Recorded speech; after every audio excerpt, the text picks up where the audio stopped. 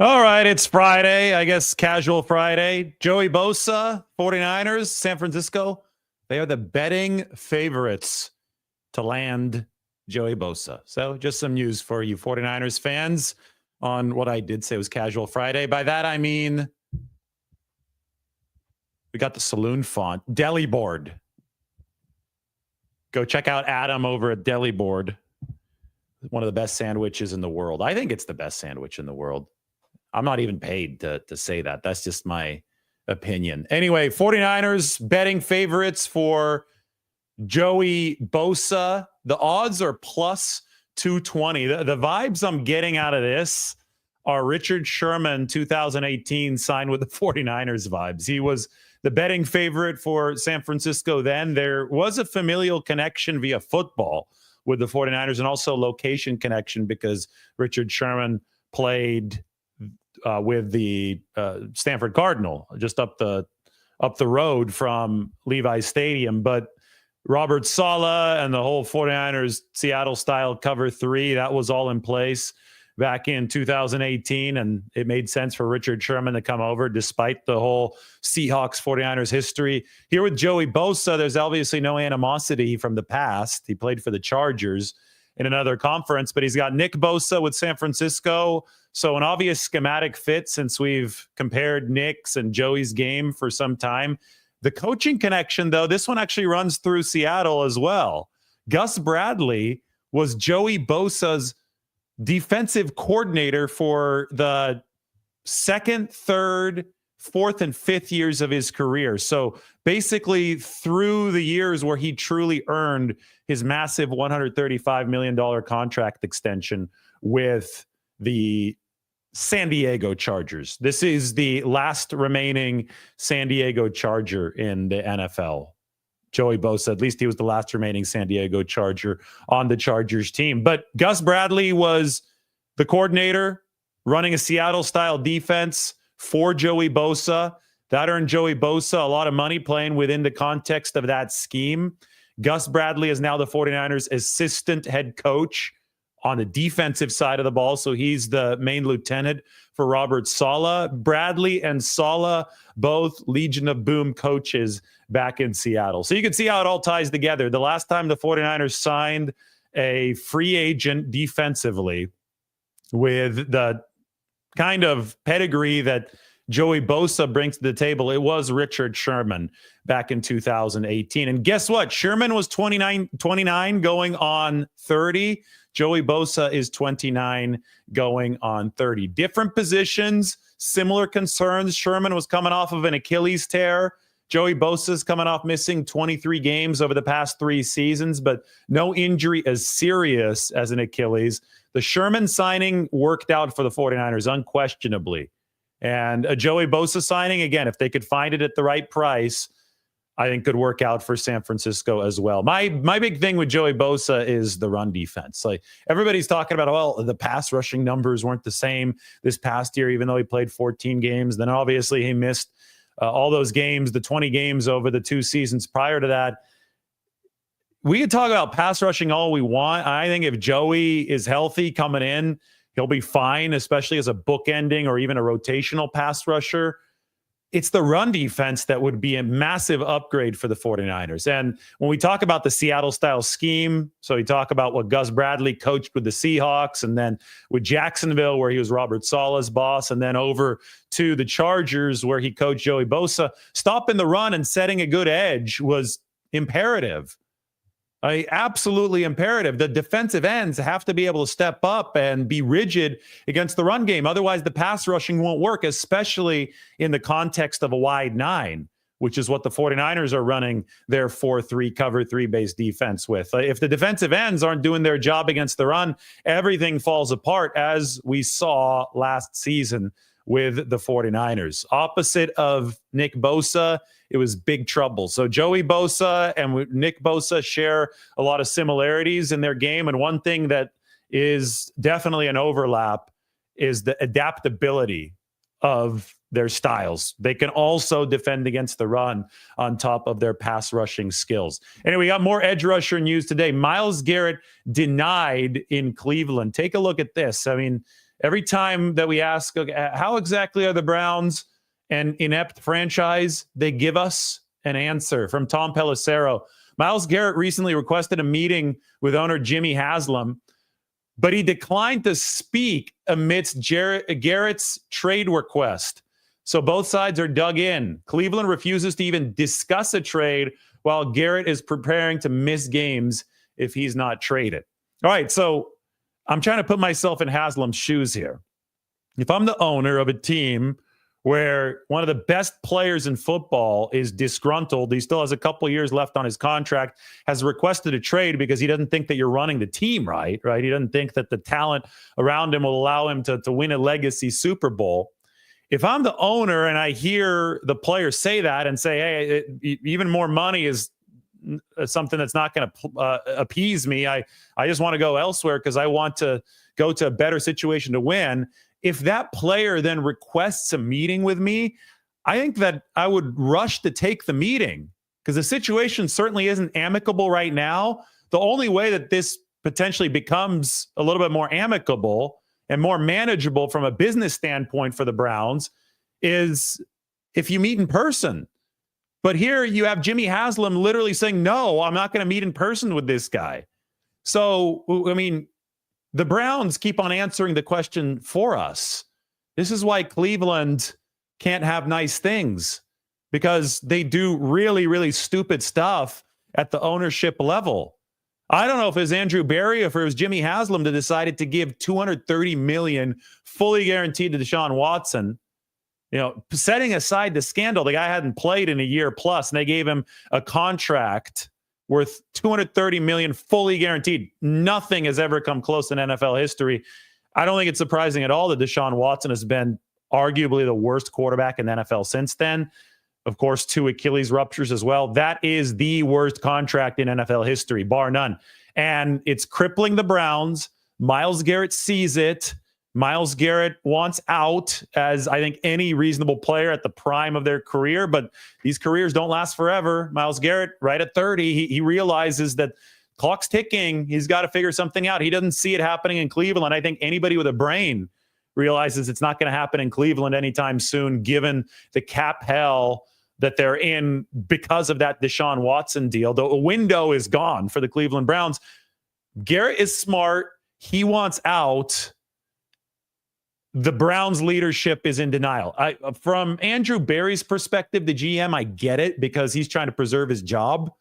And if you entertain a Myles Garrett trade, well, you're admitting defeat. It's not good for the Browns, but that's probably the short-term play that has the best chance of preserving Andrew Berry's job, the GM.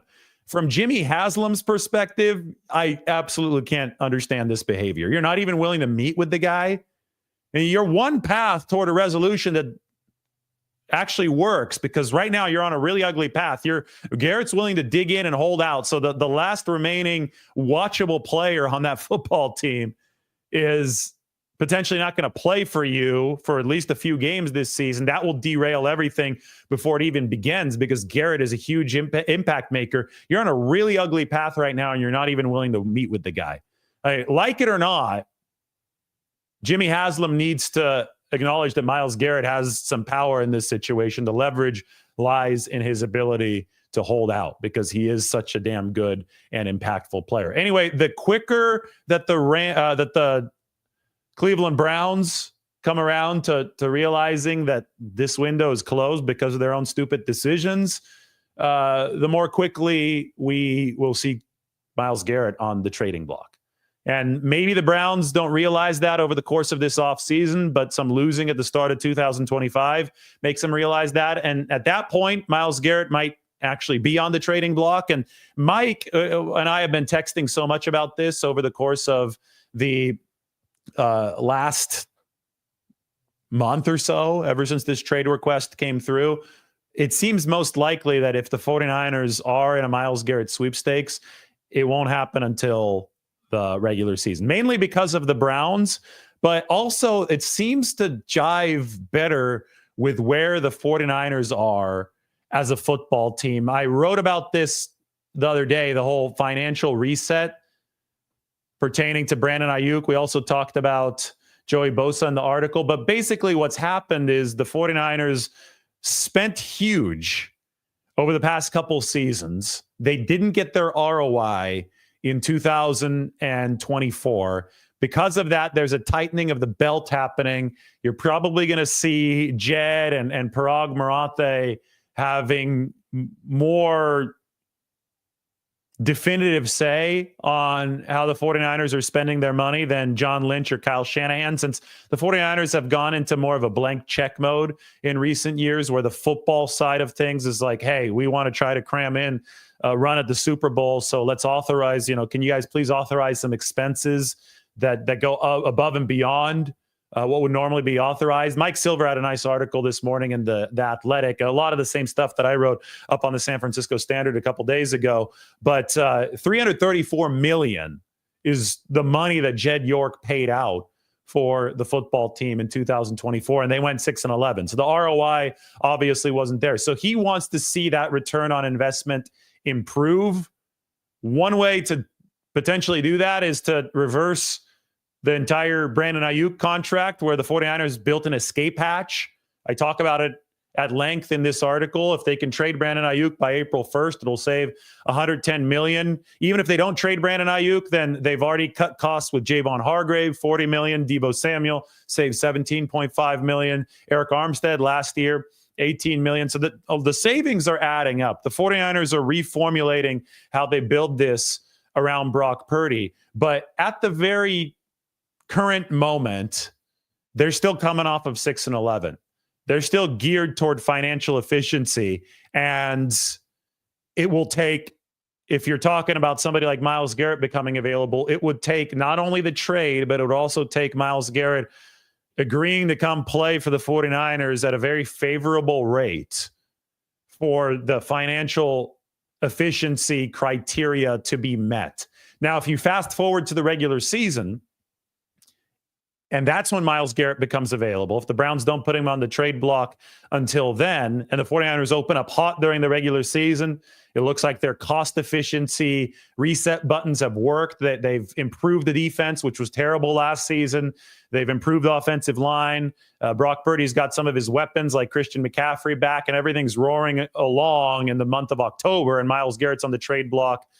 That could be an ideal time for San Francisco to not only make the trade, but also be willing to pay whatever's necessary to potentially even keep Myles Garrett around beyond the 2025 season. I know I'm getting way further ahead of myself, but if you execute an in-season trade, you can't adjust the contract. So you're just going to acquire whatever is remaining at the time on the player's deal. I just think that right now, the whole 2 to tango thing, you don't have 1 to tango. The Browns obviously are not interested in making anything happen with Garrett, and the 49ers on their end, it would be extremely, extremely difficult to meet their cost efficiency requirements at this moment in time with somebody like Myles Garrett, because they're working on other stuff. And Joey Bosa might fall into the equation for San Francisco, which is a complicated one this offseason, but at its core, the philosophy is consistent.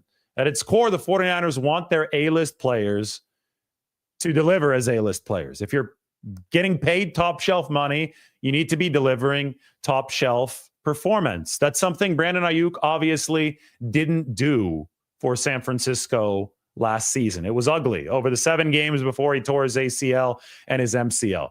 As we talk about the chances of a trade, we have to remember that any team who might potentially acquire Brandon Aiyuk is going to be thinking about the knee. And in an NFL, an injury like that is extremely scary. What I do know is that last year in August, there was significant interest to pick up Brandon Aiyuk from both the Cleveland Browns, speaking of the devil, the Cleveland Browns, and the New England Patriots. What remains of his contract is this right now. I've shown this a couple times, and I think this is important context.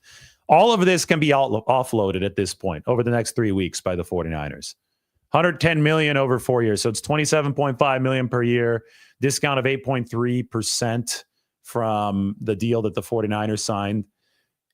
I mean, Kyle Shanahan has told the story, and Mike Silver actually wrote about it a little bit more today, that when Aiyuk signed in late August of last year, the 49ers were, they had reached their limit at that point. They were sick of the immaturity. They were sick of the constant reversals from Brandon Aiyuk. I want to do this, I want to do that. No, I want to sign, trade me. No, I want to stay. Holding in, hanging out on the practice field, and not, just watching his teammates practice without actually helping the cause, even though he had an offer for $30 million annually on the table. I mean, to the 49ers, and I think to any employer, that would have been highly annoying. So at a point in late August, they were ready to just execute the trade. They're ready to pull the trigger on the trade. Would that have been to the Steelers? I forget. It was a total mess over the course of the offseason. At that moment, Brandon Aiyuk walked into Kyle Shanahan's office and folded. Aiyuk said, I actually want to stay here. Please don't trade me to Pittsburgh, because that's, going to be a wasteland, or they're not going to be able to figure out a quarterback. And Mike Tomlin's an average coach who's only going to get 9-8 out of the team every single season. I don't want to be part of that. So Kyle Shanahan, in his excitement to keep Brandon Aiyuk, wanted to make sure that John Lynch didn't trade him, because he knew the 49ers were about to trade him. He called John Lynch, who's on a different floor in the 49ers facility at 4949 Marie P. DeBartolo Way, and Lynch didn't pick up the phone. So Kyle was really afraid that the trade was happening. Kyle was afraid that John was off doing something crazy and actually trading Brandon Aiyuk, because that's where the 49ers were at. They were so fed up at the time. So Kyle gets up and sprints upstairs to get John Lynch's attention, to let him know that Brandon Aiyuk is finally willing to sign the contract that had been sitting in front of him for 3 weeks. At long last, he was ready to sign. So anyway, the 49ers gave out the contract. It is absolutely imperative to point out that the contract that had been sitting on the table for those 3 weeks for Brandon Aiyuk featured an out. The 49ers, Parag Marathe, this is ingenious. This is extremely important at this time, and I wrote all about it on the San Francisco Standard. Parag Marathe, I think, anticipated that this might not go that well, given how Aiyuk was acting over the course of last offseason. And he made sure that the 2026 money, the vast majority of it coming through in 2026, would not be paid out until April 1st. It had to be guaranteed. I'm sorry, 2025 money, the vast majority of the $24 million. So 2024 hit last year, obviously, with the signing bonus, and the vast majority of the year two guarantees. There's only guarantees through 2 years in this contract. Parag Marathe made sure that it wouldn't drop until a $20.8 million option bonus hit on April 1st of this year. That option bonus coincides with the vesting of a $24.9 million option bonus into a full guarantee in 2026. So what this means essentially is that the 49ers, as of right now, have held Brandon Aiyuk on a rental deal, a 1-year rental worth about $24 million, signing bonus and a minimum salary last year. The rest of the contract has yet to trigger into effect, although the second year is guaranteed. So if the 49ers cut him, they would still owe the second year money. So that would be extremely financially inefficient. But if they are able to trade him by April 1st, the 49ers will have offloaded all of the remaining contract, saving $110 million. And if that happens, they'd only be on the hook for the 18.4 million of signing bonus that hasn't yet hit the salary cap of the signing bonus that was paid last year. So this sort of maneuver, we're not used to seeing in contracts. Normally a player signs a deal as big as Aiyuk's, and he is tethered to the team that he signed a deal with for at least 2 years, because the 2 years of guaranteed money would all hit that team's books.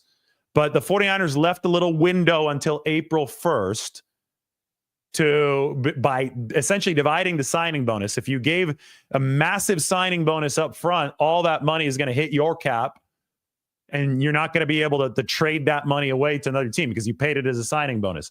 But by dividing the signing bonus into two, essentially, it's coming, 25 million one year, 25 million next is the rough division. The 49ers have that window this year to turn the Brandon Aiyuk contract into a one-year rental. Now, the ACL and the MCL is obviously the big question mark here. And teams would be right to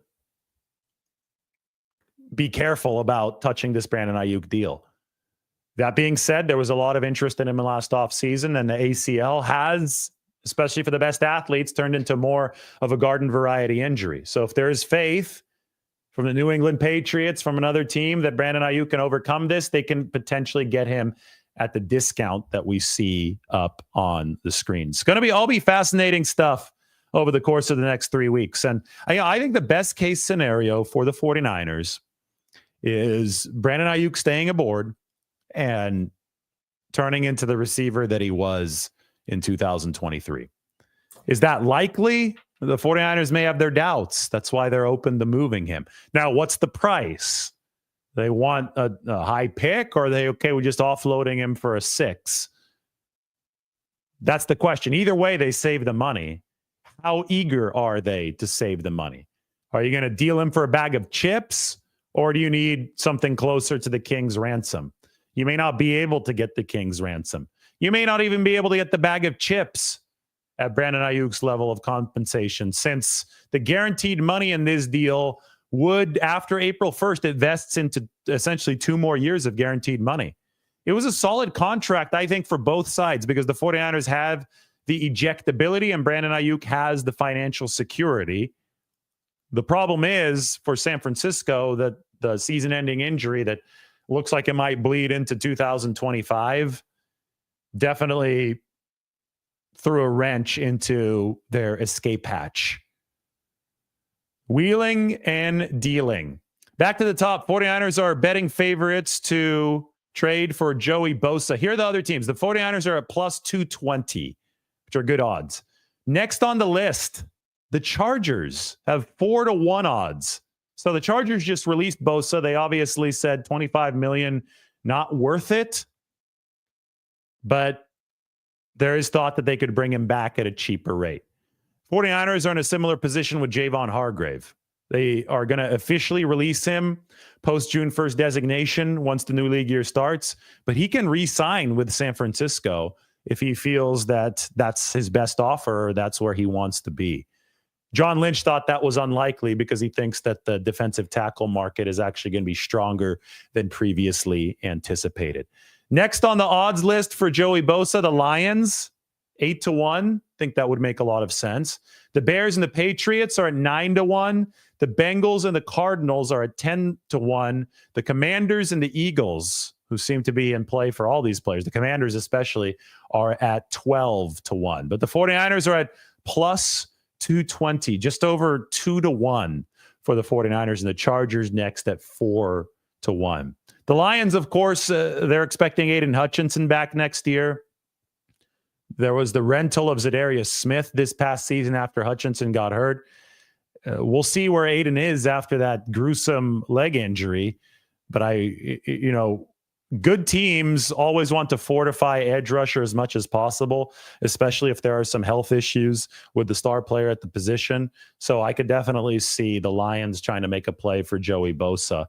It's going to come down to cost efficiency for everybody, but everybody's got a different cost efficiency scale. And the 49ers is going to be a little bit more stringent this offseason. So I do think that a family discount might end up being necessary for Joey Bosa.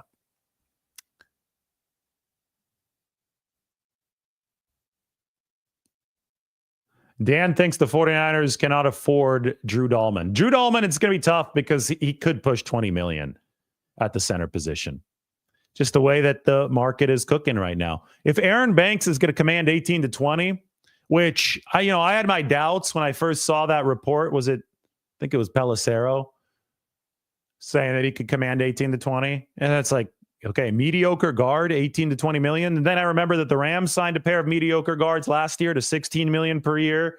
Then I realized there's been 24% salary cap inflation over the past 2 years. Then I also saw that Alex Kappa, who gave up the most pressures out of any guard in football last season, he signed for 5.5 million a year. So if somebody was at the very bottom of those statistical rankings is close to 6 million a year, all of a sudden I'm like, okay, yeah, maybe somebody who was middle of the pack can be closer to 20. Robert Hunt, didn't he sign for 20 million last year? I know he was a good guard, moved from the Panthers or from the Dolphins to the Panthers, but gee, just it's insane potential money. And obviously the 49ers aren't going to be in on that for Aaron Banks.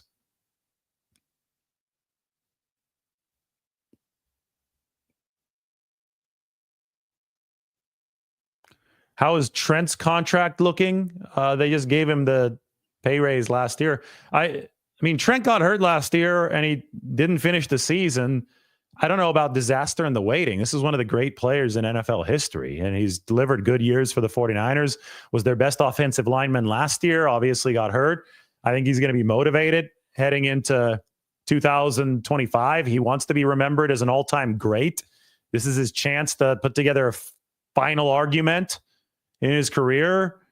I don't see, the angst about Trent Williams. He deserved to be paid. They paid him last year. They didn't get immediate ROI because they handed out another big signing bonus to Trent Williams, but I would be surprised if they didn't get their ROI moving forward. I mean, the guy is truly an all-time great, and he wants to be sure that he's remembered that way. And he's going to be fresh heading into 2025. I think you take your chances with Trent Williams moving forward because he hasn't shown a sign of slowdown on the field yet.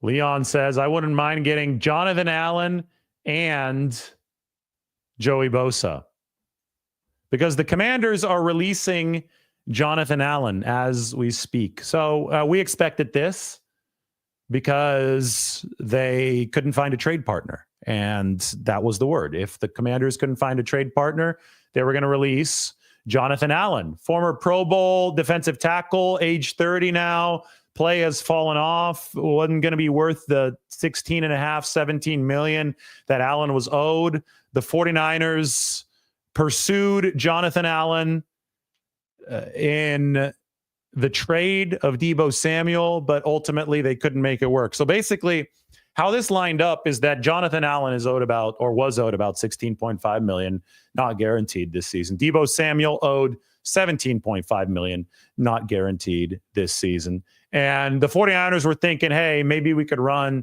some kind of swap of players in this deal, but they didn't value Jonathan Allen at 16.5 million anymore. The Commanders obviously valued Deebo Samuel at least 17.5 million, which is why they were willing to trade for him.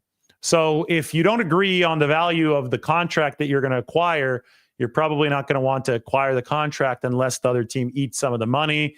And why would Washington eat the money for Jonathan Allen if they could just release him and not pay any of that money? So ultimately, the 49ers said, no, don't worry about it. We think that you're going to release Jonathan Allen. If we want him, we can pursue him for a lower cost than the 16.5 million. So Washington has indeed released two-time Pro Bowl defensive tackle Jonathan Allen. He had been granted permission to find a trade. He was discussed in the Deebo Samuel trade, but he gets released. The 16.5 million is saved for Washington, and now the 49ers can potentially go after Jonathan Allen. This is a guy who peaked a couple years ago. You have to get him at the right price if you're the 49ers. If it's going to be above $10 million, forget about it. That's something I don't think San Francisco is going to be interested in doing. And the Eric Armstead saga from last year, I think, sets an interesting model for the 49ers moving forward. Armstead, like Jonathan Allen, was a defensive tackle around the same age, a little bit older, on the wrong side of 30 already for Eric Armstead. Eric Armstead was due $18 million, and the 49ers said, we're going to cut your pay. Here's the pay cut proposal, $6 million. So from 18 down to 6. Armstead said, hell no. Armstead ended up signing with Jacksonville after the 49ers released him for $14 million. By the way, Jacksonville seems to be cleaning house. Who knows if Eric Armstead's going to stick around into year 2 there. Maybe a reunion is possible for the 49ers on that front. But in the case of Armstead, it went from 18 down to 6. Rejection of that offer, 14 from Jacksonville. I think the 49ers were probably willing to negotiate up to about $10 million. Obviously, 14 still greater than 10, so that was it for Eric Armstead. Would they value Jonathan Allen at around the $10 million mark? I think it's still a little too much. I think if you get Jonathan Allen at $7 to $8 million, you consider it if you're the 49ers. And, you know, you have these kind of options in the roster builder, which is what made the roster builder so damn fun to work with. Here we go. I hope you guys are all still working on the roster builder, because if you send me your rosters and when we sit down at noon on Sunday at the deadline to look at them, if they're good rosters, then we will award you Internet GM of the year. But you can go to, you know, you look through a lot of the defensive tackles and you look at some of the prices. And now that Jonathan Allen's been officially released, I'm going to add him onto here. The tackle market, like Puna Ford at the top of it, DJ Jones, part of that tackle market as well. I have DJ at a $8 million cap valuation. I don't think Jonathan Allen should be higher than that. That's why I'm saying $8 million for Jonathan Allen. And if the 49ers can attain that, it could be the right veteran to mix into the larger cost structure of what they are doing. And you have to mix veterans and rookies. You have 11 draft picks, but you're not going to use all of those on the defensive line. So you want to maintain a good balance on that defensive line of younger guys and older guys. The 49ers have a bunch of veterans who are on the second year of their contracts. Those are all ejectable contracts. So between Leonard Floyd, Yetur Gross-Matos, Malik Collins, and Jordan Elliott, the 49ers can move on from some players to make new players fit. Which ones they want to move on from, that's unclear at this point. I will say that Jordan Elliott scored poorly both in the pass rush and on run defense last year. I don't think Jonathan Allen is as good of a run defender as he used to be, but it obviously could be something that upgrades the 49ers. And if they feel that the fit is right, then the price has to be right as well. 49ers betting favorites to land Joey Bosa. That's the headline of this show, which is brought to you by Public Rec. The Game Changer pants at Public Rec. Those are the ones you have to go out and buy because they're comfortable enough for the couch and sharp enough for the city. For a limited time, you can get 20% off at Public Rec by using the code Lombardi at checkout. Just head to publicrec.com, use the code Lombardi, and you're all set. When they ask you how you found them, be sure to mention our show. It really helps us out. Upgrade to Public Rec and feel the difference. I think that's a good ending. We'll talk to everybody soon.